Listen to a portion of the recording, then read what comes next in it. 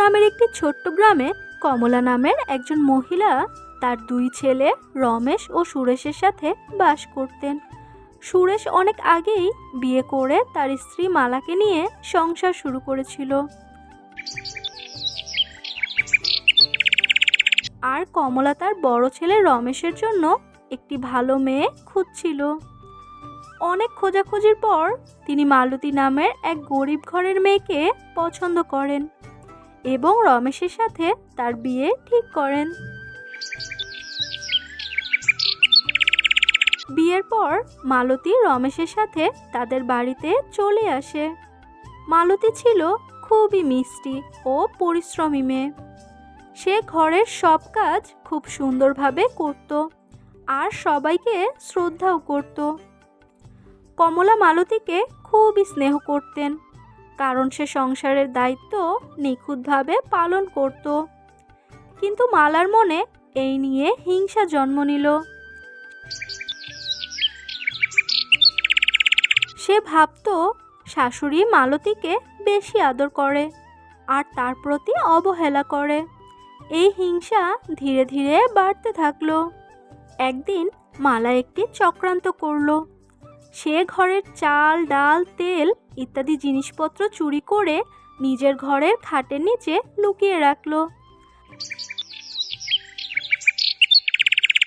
তারপর সে কমলার কাছে গিয়ে মালতীর বিরুদ্ধে অভিযোগ তুলল। মালা বলল মালতী এই সব জিনিস চুরি করে তার গরিব মায়ের বাড়িতে পাঠিয়ে দেয়। কমলা প্রথমে বিশ্বাস করতে চায়নি, কিন্তু মালা বারবার বলে যেতে থাকায় তিনি বিভ্রান্ত হয়ে পড়লেন এবং একসময় বিশ্বাসও করলেন।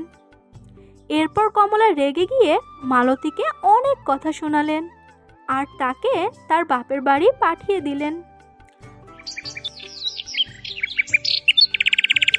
মালতী খুবই কষ্ট পেল, কিন্তু সে নির্দোষ ছিল। সে কিছুই চুরি করেনি। রমেশ প্রথমে কিছুই বুঝতে পারেনি, কিন্তু তার মনে সন্দেহ জাগলো। সে গোপনে সব বিষয় খতিয়ে দেখার সিদ্ধান্ত নিল। একদিন রমেশ মালার ঘরে খোঁজাখুঁজি করতে গিয়ে খাটের নিচে লুকানো চাল, ডাল, তেল সব হারানো জিনিসপত্র খুঁজে পেল।